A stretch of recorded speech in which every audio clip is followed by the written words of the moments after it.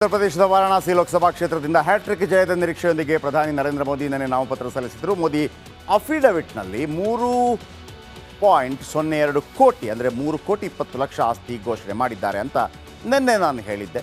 ವಿಶೇಷ ಅಂದರೆ ಪ್ರಧಾನಿ ನರೇಂದ್ರ ಮೋದಿ ಬಳಿ ಇರುವ ಆಸ್ತಿಗಳೆಲ್ಲ ಚರಾಸ್ತಿಗಳು, ಯಾವುದೇ ಸ್ಥಿರಾಸ್ತಿಗಳಿಲ್ಲ. ಸ್ಥಿರಾಸ್ತಿಗಳು ಅಂತಂದರೆ ಬಿಲ್ಡಿಂಗು ಅಥವಾ ಭೂಮಿ, ನಥಿಂಗ್ ಡೂಯಿಂಗ್. ಅಷ್ಟೇ ಯಾಕೆ, ಪ್ರಧಾನಿ ಬಳಿ ಒಂದು ಕಾರ್ ಕೂಡ ಇಲ್ಲ, ಯಾವುದೇ ವಾಹನ ಇಲ್ಲ, ಸ್ವಂತಕ್ಕೊಂದು ಮನೆ ಕೂಡ ಹೊಂದಿಲ್ಲ. ಸೊ ಇದು ನರೇಂದ್ರ ಮೋದಿಯವರು 3,20,00,000 ಹೇಳಿದ್ದಾರೆ. ಬನ್ನಿ, ನಿಮಗೆ 2014ರಲ್ಲಿ ಎಷ್ಟಿತ್ತು ಅದೊಂದು ಕುತೂಹಲ ಇರುತ್ತಲ್ವಾ, ಅಷ್ಟು ಆಯ್ತು ಇಷ್ಟು ಆಯ್ತು. 2014, 2019 ಮತ್ತು 2024 ಮೋದಿ ಆಸ್ತಿ ಎಷ್ಟಿತ್ತು ನೋಡಿ. 2014ರಲ್ಲಿ ಸ್ಥಿರಾಸ್ತಿ 65.91 ಲಕ್ಷ, 65,91,000 ಆಯಿತಾ. ಆಮೇಲೆ ಅದೇನಾಗುತ್ತೆ, ನೆಕ್ಸ್ಟು ಡಬಲ್ ಆಗುತ್ತೆ, 1,41,00,000 ಆಗುತ್ತೆ. ಈಗೇನಾಗಿದೆ, ಡಬಲ್ ಆಗಿದೆ, 3.2 ಕೋಟಿ ಆಗಿದೆ. ಆಮೇಲೆ 2029ರಲ್ಲಿ ಏನಾಗ್ಬೋದು ಅಂತಂದರೆ ಇದು ಡಬಲ್ ಆಗುತ್ತೆ. ಯಾಕೆಂತಂದರೆ ನಾನು ನೆನ್ನೆ ಹೇಳ್ತಾ ಇದ್ದೆ, 2,85,00,000 ಅವರು ಫಿಕ್ಸ್ಡ್ ಡೆಪಾಸಿಟ್ ಇಟ್ಟಿದ್ದಾರೆ. ಬ್ಯಾಂಕಲ್ಲಿ 6.5ರಿಂದ 7% ತನಕ ಬಡ್ಡಿ ಸಿಗುತ್ತೆ.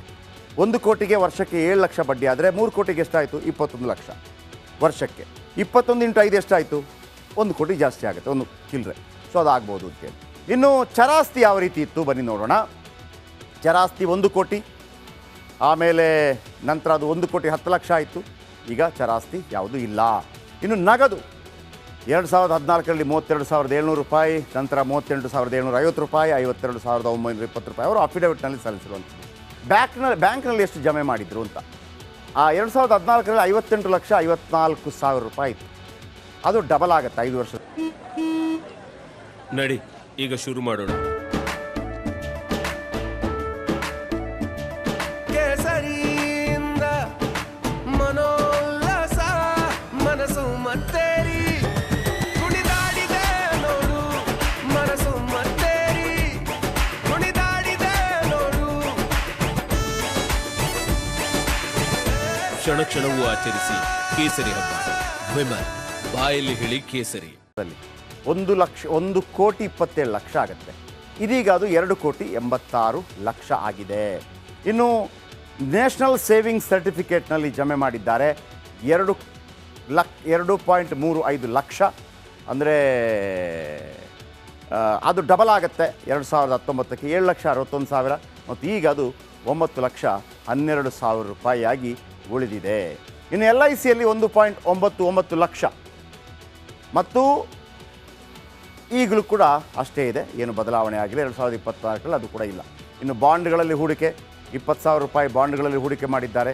ಆಮೇಲೆ 2019ರಲ್ಲೂ ಹೂಡಿಕೆ ಮಾಡಿದ್ದಾರೆ, ಈ ಬಾರಿ ಇಲ್ಲ. ಇನ್ನು ಆಭರಣ 1,35,000 ರೂಪಾಯಿದು ಆಭರಣ ಇದೆ, 1,13,000 ರೂಪಾಯಿಗೆ ಇಳೀತದು.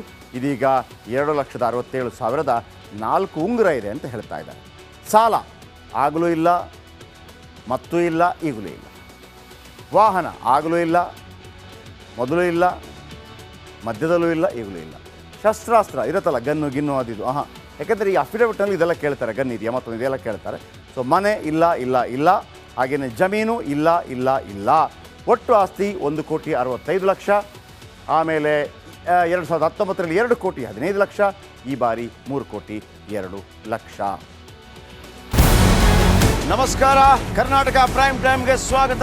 ನಾನು ಜಯಪ್ರಕಾಶ್ ಶೆಟ್ಟಿ. ಇಡೀ ಕರುನಾಡು ಇವತ್ತು ರೆಬೆಲ್ ಆಗಿ ನಿಂತಿದೆ.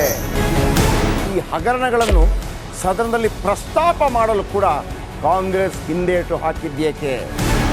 ನಿಮ್ಗೆ ಸಂಬಳ ಅದಕ್ಕೆ, ನಿಮಗೆ ವಾಹನ ಅದಕ್ಕೆ, ನಿಮಗೆ ವೆಪನ್ ಅದಕ್ಕೆ, ನೀವು ಅದನ್ನು ಸೆರೆ ಹಿಡಿಬೇಕಾಗಿತ್ತು. ನೀವು ವಿದ್ಯುತ್ ಬರ ಇದೆ ಅಂತ ಹೇಳ್ತಾ ಇದ್ದೀರಿ, ಎಲ್ಲಿ ಬರ ಇದೆ ನೀವು ಹೇಳಬೇಕು. ಪಾಕಿಸ್ತಾನ್ ಆಕ್ಯುಪೈಡ್ ಕಾಶ್ಮೀರ್ ಅದು ಎಂದೆಂದಿಗೂ ನಮ್ಮದು.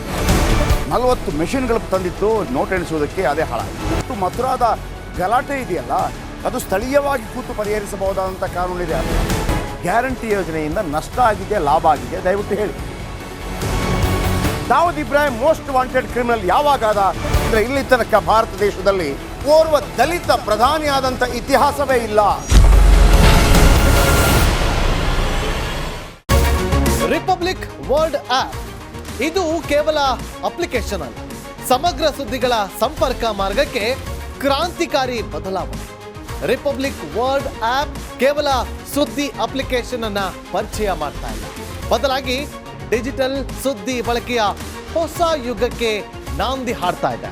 ಇದೊಂದು ಬ್ರೇಕಿಂಗ್ ನ್ಯೂಸ್, ಪ್ರಭಾವಶಾಲಿ ಕಾರ್ಯಕ್ರಮಗಳಿಗೆ ಗಟ್ಟಿಯಾದ ವೇದಿಕೆ. ರಿಪಬ್ಲಿಕ್ ವರ್ಲ್ಡ್ ಅಪ್ಲಿಕೇಶನ್ ಈಗ ಲೈವ್ ಆಗಿದೆ. ಗೂಗಲ್ ಪ್ಲೇ ಸ್ಟೋರ್ ಮತ್ತು ಆಪಲ್ ಆಪ್ ಸ್ಟೋರ್ ಎರಡರಲ್ಲೂ ಲಭ್ಯವಿದೆ. ಈಗಲೇ ಡೌನ್ಲೋಡ್ ಮಾಡಿ.